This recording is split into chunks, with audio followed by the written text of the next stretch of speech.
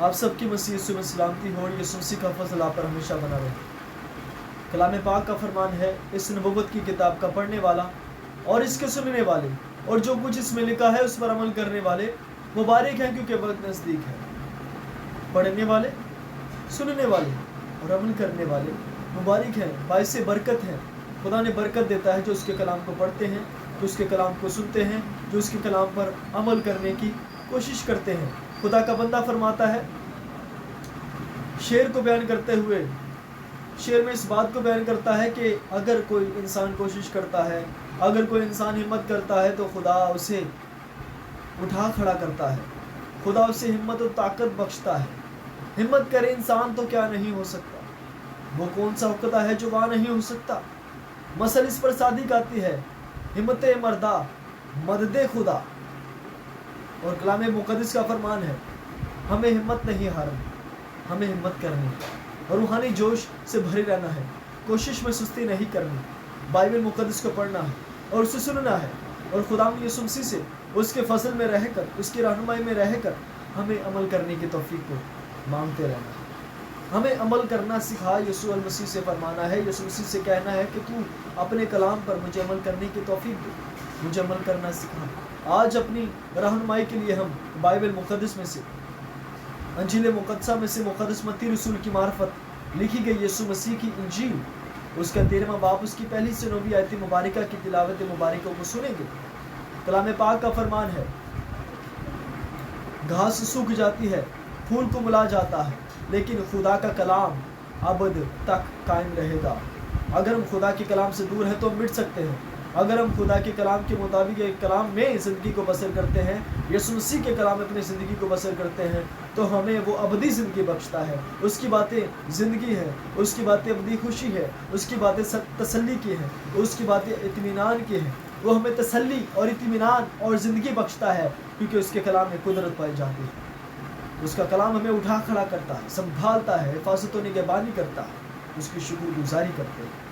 آج کی تلاوت مبارکہ کو ہم مقدس متی رسول کی انجیل مبارکہ میں سے، اس کے 13ویں باب کی پہلی سے 9ویں آیت مبارکہ میں سے اسے سنیں گے اور خدا یسوع مسیح سے سمجھنے کی کوشش، رہنمائی کریں گے، روح القدس خدا کی رہنمائی میں۔ آئیے کلام مقدس میں سے ہم آج اپنی رہنمائی کے لیے مقدس متی رسول کی انجیل، اس کا 13واں باب، اس کی پہلی سے 9ویں آیت کریمہ۔ اسی روز یسوع گھر سے نکل کر جھیل کے کنارے جا بیٹھا، اور اس کے پاس ایسی بڑی بھیڑ جمع ہو گئی کہ وہ کشتی پر چڑھ بیٹھا، اور ساری بھیڑ کنارے پر کھڑی رہی، اور اس نے ان سے بہت سی باتیں تمثیلوں میں کہیں کہ دیکھو ایک بونے والا بیج بونے نکلا، اور بوتے وقت کچھ دانے راہ کے کنارے گرے، اور پرندوں نے آ کر انہیں چگ لیا، اور کچھ پتھریلی زمین پر گرے جہاں ان کو بہت مٹی نہ ملی، اور گہری مٹی نہ ملنے کے سبب سے جلد اگ آئے، اور جب سورج نکلا تو جل گئے، اور جڑ نہ ہونے کے سبب سے سوکھ گئے۔ اور کچھ جھاڑیوں میں گرے، اور جھاڑیوں نے بڑھ کر ان کو دبا لیا۔ اور کچھ اچھی زمین میں گرے اور پھل لائے، کچھ 100 گنا، کچھ 60 گنا، کچھ 30 گنا۔ جس کے کان ہو وہ سن لے۔ کلام پاک کی تلاوت ہم سب کے لیے باعث برکت ہو، اور یسوع مسیح کا فضل ہم پر ہمیشہ بنا رہے۔ اس پیسج میں خدا یسوع مسیح فرمانا چاہتے ہیں، خدا یسوع مسیح نے بیج کو، کلام کو بیج کے طور پر پیش کیا ہے۔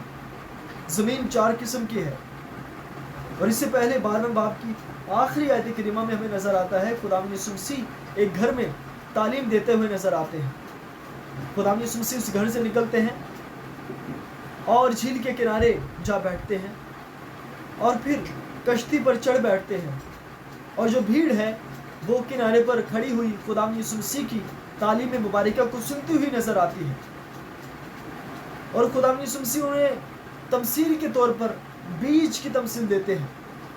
4 قسم کی زمین ہے، راہ کے کنارے والے، پتھریلی زمین، جھاڑیوں والے، اور اچھی زمین۔ جو راہ کے کنارے گرا ہے، پرندہ آیا ہے جو شیطان کو ظاہر کرتا ہے، ابلیسی پرندہ ہے، وہ بیج کو اٹھا لے گیا ہے۔ پھر پتھریلی زمین ہے، پتھروں سے بھری ہوئی ہے، پتھر والی زمین ہے، زرخیز نہیں ہے، جڑ نہیں پکڑتا۔ پتھریلی زمین جو بیج بویا گیا ہے وہ اس نے جڑ نہیں پکڑی، اور سورج نکلنے کے سبب سے وہ سوکھ گیا ہے۔ جھاڑیوں والے اور اچھی زمین، اور خدا یسوع مسیح آگے اس کی تفسیر کرتے ہوئے نظر آتے ہیں، اور اس سے پہلے 9ویں آیت کریمہ میں خدا یسوع مسیح نے کہا جس کے کان وہ سن لے، جس کے کان وہ سن لے۔ اس کا مطلب ہے اس پر غور کرو، اس پر سوچو، غور و خوض کرو، میں نے کیا کہا، اس بات کو سمجھو۔ اور آگے خدا یسوع مسیح اس کی تفسیر کرتے ہوئے نظر آتے ہیں۔ 18ویں آیت کریمہ سے اگر ہم پڑھیں 23ویں آیت کریمہ تک تو ہمیں پتہ چلتا ہے خدا یسوع مسیح کیا فرمانا چاہتے ہیں۔ پس لفظ استعمال کیا گیا ہے 18ویں آیت کریمہ میں مقدس متی کی انجیل مبارکہ کی، مقدس متی رسول کے انجیل مبارکہ کی 13ویں باب کی 18ویں سے 23ویں آیت کریمہ میں 18ویں آیت کریمہ میں پس بونے والی کی تمثیل سنو۔ لفظ جب پس آیت کریمہ سے پہلے آ جائے تو وہ نتیجے کو پیش کرتا ہے کہ نتیجہ کیا ہے۔ نتیجہ دیکھیے، جب کوئی بادشاہی کا کلام سنتا ہے، بادشاہی کا کلام سنتا ہے اور سمجھتا نہیں، تو جو اس کے دل میں بویا گیا تھا اسے وہ شریر، تو جو اس کے دل میں بویا گیا تھا اسے وہ شریر یعنی شیطان آ کر چھین لے جاتا ہے، چھین لے جاتا ہے۔ یہ وہ ہے جو راہ کے کنارے بویا گیا تھا، یہ وہ ہے جو راہ کے کنارے بویا گیا تھا، پہلی زمین ہے۔ اور جو پتھریلی زمین میں بویا گیا، یہ وہ ہے جو کلام کو سنتا ہے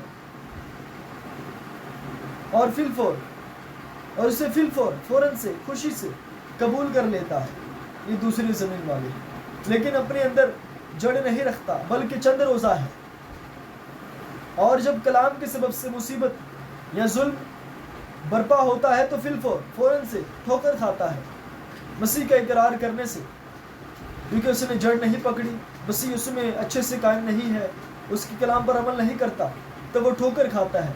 جب مسیح یسوع کا اس نے اقرار کرنا ہے، جب اقرار کرنے کی باری آئی ہے، کلام مبارکہ کی منادی کرنے کی باری آئی ہے، تو وہ ٹھوکر کھاتا ہے، وہ ڈر جاتا ہے، وہ خوف کھاتا ہے، کیونکہ اس نے مسیح یسوع میں اچھے سے جڑ نہیں پکڑی۔ اس نے خوشی سے تو قبول کر لیا، خوشی سے قبول کر لیا ہے، مگر اچھے سے جڑ نہیں پکڑ پایا، مسیح کے ساتھ اس کی اچھے سے رفاقت نہیں ہوئی، مسیح کی رفاقت میں نہیں رہا۔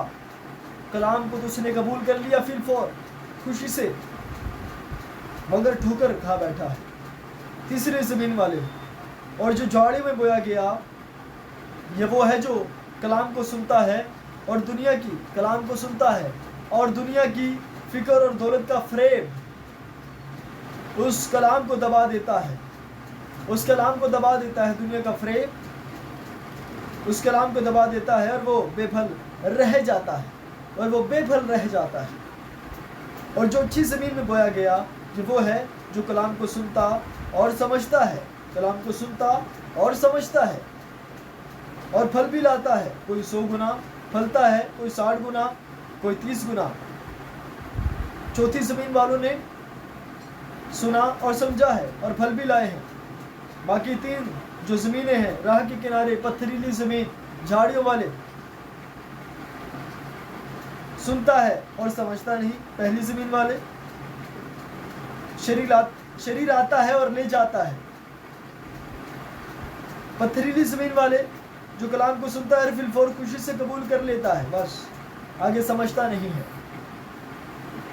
اور اپنے اندر جڑ نہیں رکھتا۔ اور تیسری زمین والے، اور جھاڑیوں میں بویا گیا، اور جو جھاڑیوں میں بویا گیا، یہ وہ ہے جو کلام کو سنتا ہے، یہ بھی سنتے ہیں بس، اور دنیا کی فکر اور دولت کا فریب اس کلام کو دبا دیتا ہے۔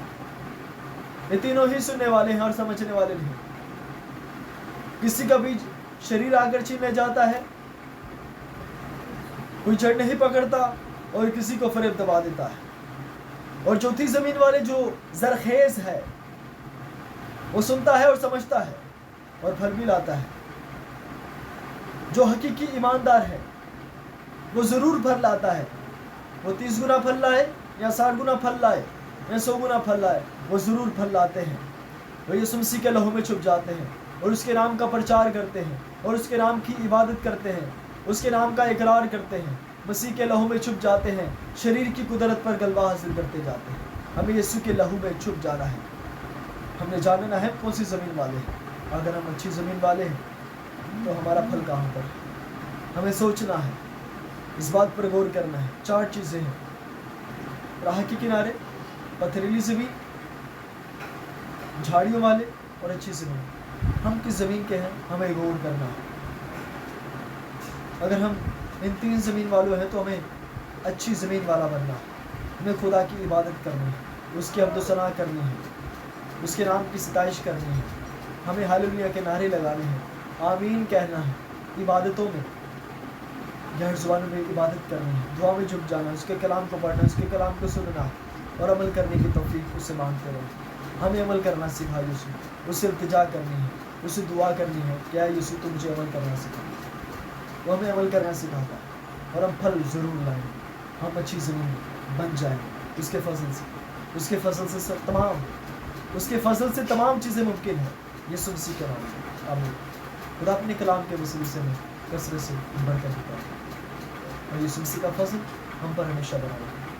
तमाम देखने वालों का और सुनने वालों का और सब्सक्राइब और लाइक और शेयर करने वालों का मैं शुक्र गुजार। यीशु मसीह का फजल इन सब पर बना रहे। आमीन।